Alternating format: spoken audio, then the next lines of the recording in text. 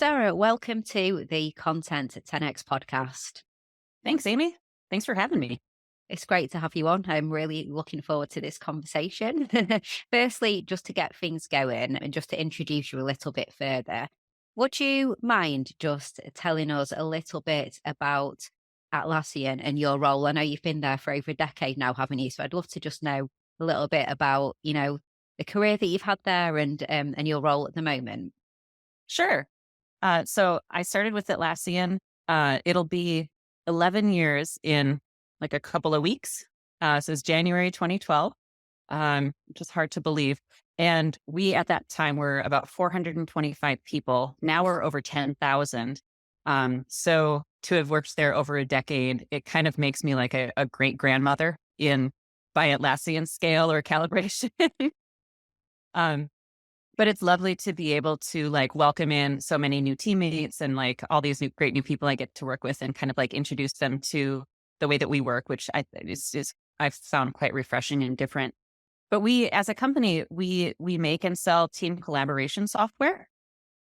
You may have heard of some of our greatest hits, such as Jira, Confluence, Trello, Bitbucket. Those are sort of the most commonly known of our products. And then we have a portfolio of like 20 things that we make. So there's all these other ones that are a bit more esoteric. I started off as a product marketing manager for a product called Bamboo, which is a continuous delivery, continuous integration server. Funny story, I kind of grew up in engineering. Before I came to Atlassian, I was a quality assurance engineer. I wrote automated tests.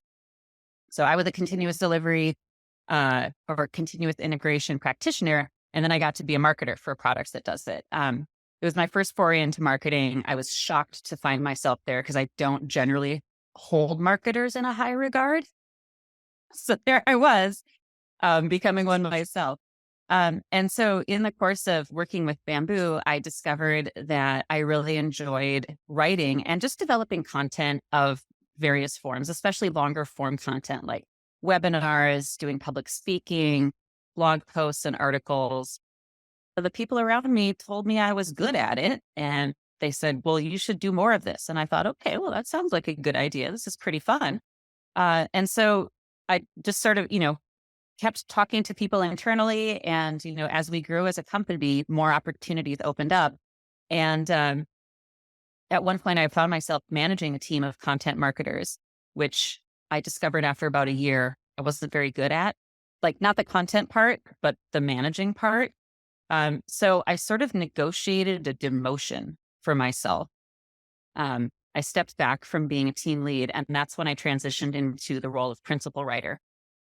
So for the last, 6-7 years, I suppose, writing has really just been my sole focus at Atlassian. So I've written probably 200 articles for the Atlassian blog, some of which might have my name on them, some of which have an executive's name on them because I do a lot of executive ghostwriting. And I still do that. I do things like I write our shareholder letter every quarter that goes along with the earnings report that we send out to the Securities and Exchange Commission and to Wall Street. That's a very difficult piece of writing, but it is very gratifying and it's a satisfying work as well because it's quite high stakes and quite high profile. So it feels good to be entrusted with that task is what I'm saying. And yeah, I get to work on all sorts of different stuff. We just kicked off a research project that I'm involved in, and I'll do the full write-up of the report after the data has been collected and we've analyzed it. So yeah, I get to work on a lot of different stuff. It's never a dull moment. Sounds great. It sounds really varied and interesting and such a great company to work for as well. So it's awesome. We're going to dig into something that is a really valuable topic for our audience here on the Content 10X podcast and what you spoke about at Content Marketing World earlier this year in September. And that's about interviews. So the why and the how of interviews, how to prepare and how to, I guess, like get the most out of them as well. So the first question I really wanted to ask you is, what kind of interviews do you conduct and why did you incorporate, interviews into your writing and your content creation process? Well, the types of interviews that I generally conduct, so first of all, sometimes I interview people within Atlassian for an article, um, which probably isn't quite as interesting to this audience, but I just want to like get it out there that like you don't always have to speak from your own personal knowledge. There are experts inside your own organization that can lend, credibility and valuable information into any piece of content that you're writing. You just have to kind of like think about who those folks might be. And when they're within your own organization, of course, it's a lot easier to land that interview. So for people just kind of getting started, maybe like that might be like a good baby step, sort of a warm up. Get comfortable with that, and then think about reaching outside your walls. But in general, the reason that I started doing this was because I only know so much about so many things, you know? I had, for years, I had just kind of like written about what I knew from experience or from, maybe a little bit of web research. But if I'm going to write about something like how to negotiate a raise, well, I mean, I could write about my own personal experience doing that or what I've read other people recommending. But isn't it so much more interesting if I can offer my readers the advice of a professional negotiator? Um, and as it turns out, that's one of the interviews that I conducted was I interviewed a guy called Chris Voss, who for many years was one of the FBI's top hostage negotiators. So it was a really, really fun kind of spin or kind of fun thing to talk to him about. It's like, well, you've done all this like literally life and death negotiation in the past. So let's talk about something silly about how I negotiate for, 10K raise in salary. That's awesome. He's the author. Is it Never Split the Difference? Is that Never split the difference. I've got that on audiobook actually. Yeah, it's um, a great book. is that so if you were to kind of think about what's the most memorable interview you've done, would that be one of the standout ones, or is there other ones that have been even more memorable than that? That one definitely stands out. Um, the other one that stands out, funny story, oddly enough, also a former FBI agent. But the other commonality here, actually, the real common thread here is that both of these gentlemen are authors of books. And as I talked about at Content Marketing World, and maybe we can get into this a little bit more in a minute, um, an author very much wants to speak to journalists and anybody else creating content because they want to get their name and the title of their book out into as many places as possible. So they are one of the most agreeable sources of expert interview. It's easier to land an interview with an author who just published a book or had a book coming up than it is, to try to get the time of the executive of some other company, for Yeah, example. yeah, and that's a good segue into the next question I was going to ask you, which is, when we are trying to find the experts that we want to interview for, particular topic, or and this might be for writing an article or a piece, or perhaps to come onto our podcasts or video shows or things like that. How do you spot the experts, and are there any red flags on almost the duds and the people who perhaps don't, you're looking into somebody and you think, oh, this is a bit of a red flag that maybe they're not the expert that I should be bringing on the show as well. Right. So in my process, it has always, well, actually, I'm going to back that up. It has not always started with the topic. And we can talk a little bit more about that in a minute. But let's say that I know the topic that I want to write about.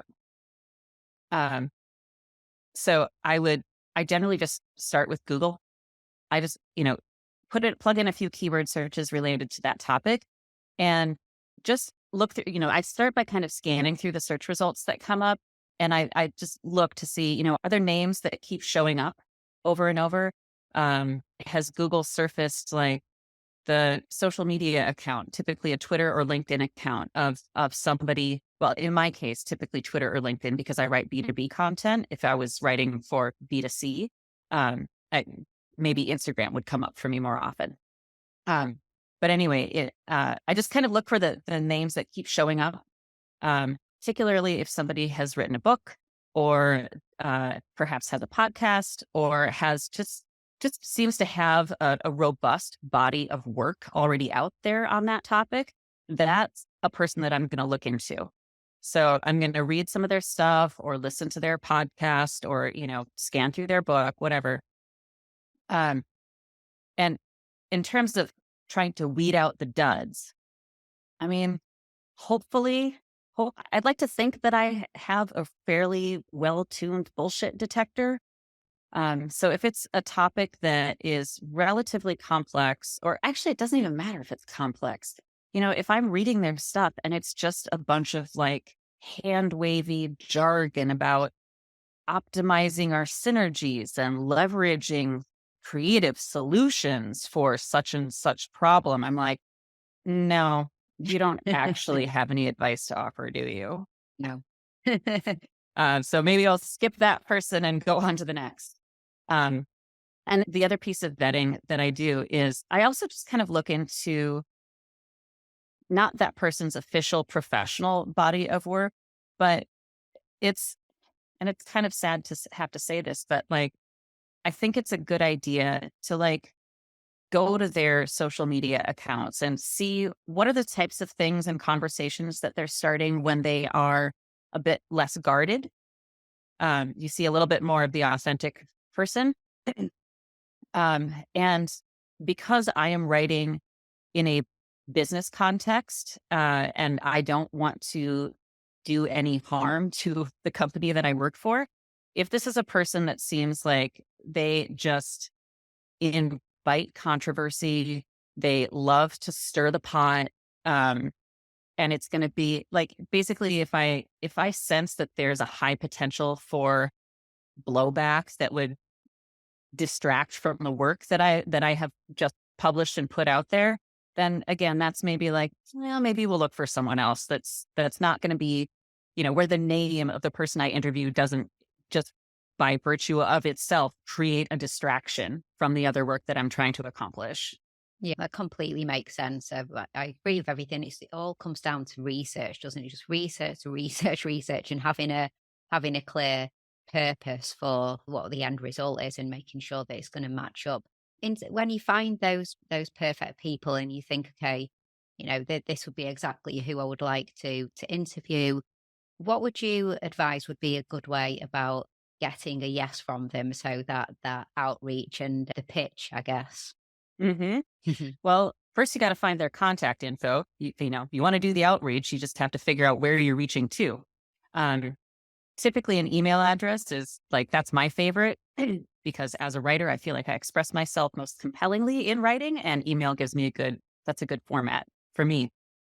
Somebody else might prefer phone. So you can usually hunt people down through LinkedIn. Almost anybody, again, any professional is going to have a LinkedIn profile. Hopefully they actually pay attention to it, so they'll see the message.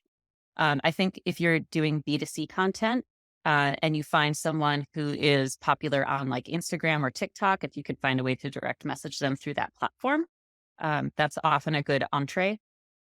Otherwise, some people have their own websites with contact info. But anyway, I don't want to like rabbit hole on that too much. In terms of actually like putting your pitch together, it's okay. First of all, make it brief, be really concise, show that you respect their time. Don't write 5 paragraphs and wait till the 5th paragraph to actually request the interview, right? Give them an idea of, a brief idea of who you are, who you're writing for, or who you're creating content for, what your organization is, what your publication is. Give them a sense of like, I see that you have, I guess, robust body of work on topic X. I'd like to create a white paper, a video, article about that topic. Could I have 15, 20 minutes of your time to interview you? I'd really love to dig into this particular corner of your expertise. So give them a sense of like exactly what you're going to be asking about. And then you also have to let them know what's in it for them. I mean, obviously they're going to get their name out there. So that's nice, but you're still asking them to give up some of their time. So, when I pitch people for interviews, I tell them, like, this is the publication that I write for. I always link to it. In this case, it's almost always the Atlassian blog. And so, I talk about like this would give you exposure to our, a very engaged readership of so many 100,000 humans a month, like whatever sort of stats you can give them, truthfully to kind of play up like who your audience is and how this is going to benefit them. And just a couple sentences on that, I think, is really helpful to include. Um, oh, and then the other thing is, I think it's good to specify the length of interview you're looking for. Um, Typically 15 minutes, honestly, you can ask a lot of stuff in 15 minutes. Um, and a half hour, man, if you can land a half hour, you're going to have all the material you need.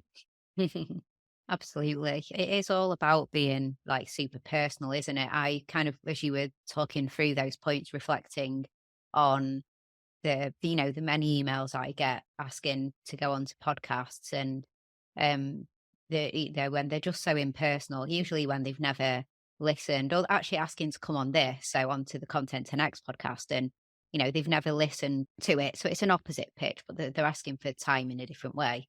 And it's a podcast about content and making it go further, and it'll be like, I'd be great to come on because I have a story about when I was in jail or something like that, and it's just like, not really got anything to do with content marketing. It's great that it's your favorite podcast though, which they would always say. The more personal and the more information, as you said, like, and I'm always so hugely respectful of people's time and so appreciative that you want to make it clear that you respect time as well, don't you? And what and the outputs and what it's for. When you do land that yes, and you get the interview booked in, and often, as you said, maybe you only have 15 minutes, maybe you're lucky to get half an hour or so. What kind of tips do you have for preparation, for prep and conducting the interview as well? Sure. Um, Number one, know in advance exactly what you want to ask them. Like, have your list of questions written out. And as a side note, I make a practice of emailing that list of questions to the interviewee, like maybe a day or two in advance. Just, hey, it reminds them that they've got this date with you coming up, right? Like, hey, don't schedule that hair appointment during our interview, man. Just gentle reminder. Yeah. But also it just primes their brain, gives them a chance to just kind of like start thinking about how they're going to answer those questions. And I've never had anybody like explicitly thank me for doing that, but I just assume that it's appreciated. So in terms of how to draw up that list of questions, I generally start by, again, like going back to their body of work. And maybe when I was researching, who exactly to interview, maybe I kind of skimmed their work or didn't get that, deep into it. But then when I'm actually preparing my questions, that's when I really sink my teeth in. I go get the book. I read the relevant chapters. I'm underlining stuff. I'm taking notes. Because the thing is, like, you want to come to them with questions that, first of all, show that you've done your homework, basically, because you're going to get, it's just going to be a better vibe in the interview if you come to them with original questions versus questions where they could be like, well, as I said in chapter 2 of my book, which you obviously haven't read, because if you did, you would know this already. Yeah. You know? So true. Um, and, and then for the content that you're producing too, like, you don't want to just like produce a book report. You want to actually offer people something that's fresh and original that they can't get anywhere else. So it's really important to like understand the work, the things that this person has already said publicly, and then find a spin on it or some little angle, some quirk, some way to make it original that then leads into, or like then gives you fodder for whatever content you're creating. Yeah, I completely agree with you. And I guess I was reflecting as you were saying that on podcast interviews, and you were mentioning about authors and how it can be easier to often get authors onto things like podcasts and interviewing for articles because, of course, if they've got a book and they're wanting to shout out about it and publicize it, And quite often when books come out and, you might have a certain genre of podcast that you listen to, and for about a month, this one particular author happens to pop up on every single podcast that you listen to. I know I'm guilty of, I'll just maybe listen to one of them, and then the other podcasts I like, I won't listen to that person being interviewed again, because these interviews can just all sound exactly the same. But I'm always really impressed when somebody has done, awesome research and the interview is completely different, and they've maybe really just like focused on one chapter and one particular thing that was said, and then really sort of dug deep into that, knowing your audience and knowing what they would find interesting, and knowing, your research and the author and or the whoever it is, and really going deep into a topic and finding some interesting angles. Because I also find, like for me, with my content repurposing hat on as well, if you go into repurpose content, and you're going to share content with them and ask them if they would mind, no obligation, but if you wouldn't mind sharing with your audience, they're more likely to share different interesting things they've never really said before, aren't they? Than just sharing, send them some quote that they've said a million times, but you asked the question, you got the answer, and then they're not going to share it, are they? So, in terms of, another question I wanted to ask is, often when I speak to people who are trying to do more interviews, and perhaps it's research for articles through to things like this, like a podcast interview, they'll say that they struggle to control the conversation. So, perhaps going off on tangents, and you're looking down thinking, oh, I've got like five really important questions to ask, and I've only asked two so far. And this is the tangent I wasn't wanting to go off. Do you have any tips in terms of controlling that conversation, without obviously being rude, but at the same time trying to keep it controlled? Yeah. Mm. Oh, that is difficult. And it just depends so much on who you're conversing with and really your own conversational style. I would say this is also one where like an ounce of prevention is worth a pound of cure. Uh, so when you've got your list of questions in front of you, don't worry about going through them in sort of a narrative arc type order or chronological order. Ask your most important questions first. It doesn't matter if the interview seems to jump around a little bit, like definitely prioritize. So that when you're on question 4 and they go off on a tangent, you're like a little bit more sanguine about it. But yeah, it's honestly, sometimes you have to just take a deep breath and prepare to interrupt as politely as you can. Just waiting for that other person to take a breath, and you can try to steer the topic back to center. But yeah, I have no silver bullet for that. No, It's hard. it's hard, isn't it? Like you said, Yeah. sometimes people don't take a breath, do they? And you're like waiting and waiting. It's like, I'm just going to jump in on the next time. And they're like, when do they breathe? I Um, know. but no, brilliant tip. I mean, just it's not, don't think of worry too much about the flow. Like just get the best and most important questions asked first. When you've done your interview, and then you're going to turn this into some content, like we said, there's many forms of content, that we're going to create from it. What do you like? What's the kind of workflow? What do you tend to do with it afterwards? So I always do an audio recording. Um, and sometimes I'm on a Zoom call like you and I are on right now. Zoom's audio capturing is like okay, but I have like a little audio recorder app on my phone. I have a free one that I installed on my laptop. It's super lightweight and really easy to use. So then instead of going back through that audio file myself time and time again and like trying to find that one point where they said this one thing, um, I invest, well, actually, Atlassian on my behalf invests in having it transcribed. Um, there are transcription services out there. There are AI transcriptions out there. They're pretty good. They're getting better, but they're not quite there yet. So especially when people are first starting out, I really, really recommend paying for human transcription. It's not even all that expensive. Um, and what you get then is like a text document, a Word document, or a Google Doc, and you've got everything in front of you. You can read it so much faster than you can listen to it. You can search for keywords in it. And so once I've got that transcript in hand, then I while it's been being transcribed, by the way, I have been busy outlining the piece of content that I want to create. And so I know exactly what my points that I'm going to hit are.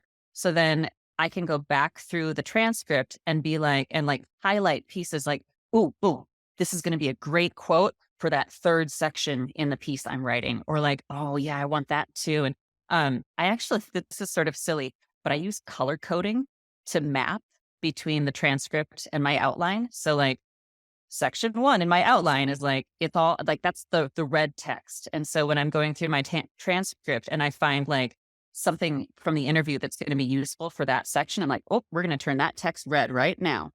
And I just go through the whole thing that way. And so by the time I'm done with it, the transcript is sort of like rainbowified. But then it makes it really easy as I'm drafting the content.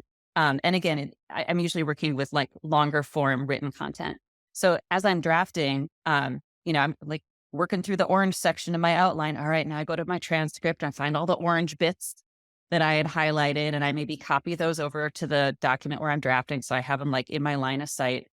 Um, I know this is like really detailed. I'm sort of nerding out here, but that's the details of my process, and I find that makes it just easier to keep track of everything. It makes the whole thing easier to wrangle because your interview is going to come out with, you know, like you're going to end up using maybe 5% of the words that were said in your interview.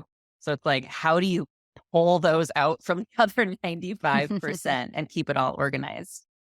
Yeah, I love the process that you follow there and the color coding. That's completely up my street, and that is. Do you find personally? I find I like to jump on these things really soon after the interview when it's all really fresh in my head. But I guess some people probably prefer to go away and come back fresh. But to me, I kind of like I really want to jump onto things like that whilst I'm like even sort of same day, or I'll put an hour or two aside straight after it to do all this kind of extra sort of post interview, post discussion planning. What do you do? Do you let it stew for a little bit or do you jump on straight away? I am generally a person who wants to let it stew just a little bit. Uh, and, I think it probably varies from person to person, how do you like to create content. If you're a person that really wants to like jump on it right away that same day, definitely look at some AI transcription options because that's going to be instantaneous. If you want to do human transcription for your interview, you're going to like the tightest turnaround is going to be like 2 business days. So you will have to wait some time for that. Um, but so usually it's a few days in between when I conduct the interview and when I get my transcript back. And in the meantime, I'm just kind of letting it marinate back in my head. And like I said, while the transcription is going on, that's when I'm really like digging into my outline and making sure I've got that as fleshed out as possible. So I'm kind of, I guess I kind of straddle both worlds. It's not like I do no work on it in those initial couple of days. Yeah. And just a shout out to some of the transcript tools. So, like Otter is a good one, isn't it? Yep, that's my favorite AI. Yeah, yeah. We've actually pulled away a little bit from Otter recently for Descript because we use Descript anyway for some aspects of video and audio editing, and they have Oh, a built-in transcript. It's AI as well, and you pay to use okay. Descript, but Descript's AI seems better than Otter, so we use both. Oh, interesting. Um, 100% agree with you on the investment of the human transcription as well. We typically use Rev for that. I don't know who you use, but we use Rev's human Okay. transcript service. I think it's $1.25 a minute, so half an hour Nice. interview is going to be $45. It might have gone up. I can't remember. I'll check. Okay. But yeah, there's plenty, isn't there? Varying Yeah. quality standards.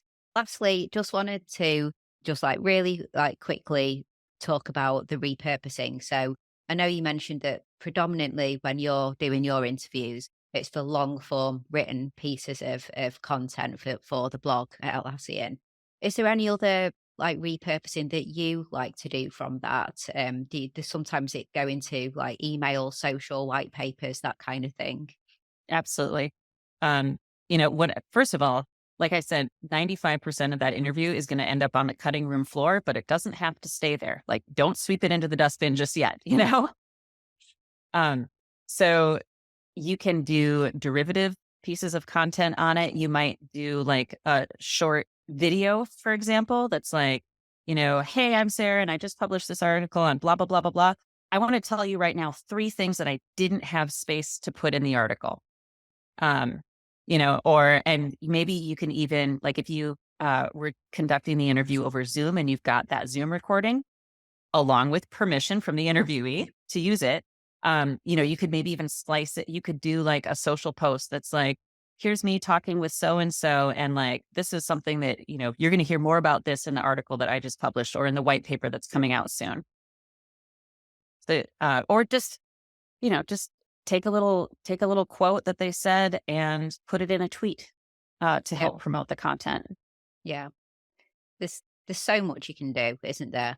And the interviews that you conduct in particular are for these longer form pieces, and then as you said, there's all that additional content you can create, and then for I guess kind of many people listening to this, they'll probably be hitting video on the interviews that they do, and it will be video content as well. So then there's the whole world of video teasers and like short little YouTube clips and all of that content, as well as the written content and so on. So interviews are fantastic. We have clients who interview their customers and interview experts for their content.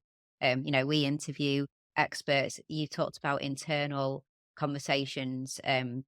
We even have a service at Content to Next where we interview experts within the company. And then from our interview, that's the content that we repurpose then. So we'll turn that into like video podcasts, blog posts, LinkedIn posts, things like that. And that's just going through thought leaders within an organization. So we're such big fans of the power of like expert interviews and the content that you can create from them. And like most importantly, the high quality content that you create from it because you're showcasing expertise. So thank you, Sarah, like so much for coming on to the podcast. It's been a really fantastic conversation. Just one last question. I said the last question a minute ago, but this one's an easy one. Where would you like people to go if they want to connect with you? So, like, stay in touch, connect with you, ask you a question, Ah, anything like that. LinkedIn is the best place to find me. Yep. Brilliant. Okay, well, we'll put the link to your LinkedIn on our show notes along with everything else and in our blog post as well. So Awesome. yeah, thank you. It's been an absolutely awesome conversation. I'm sure everybody is going to have found it super useful. So thanks, Sarah. You're most welcome anytime. Been super fun.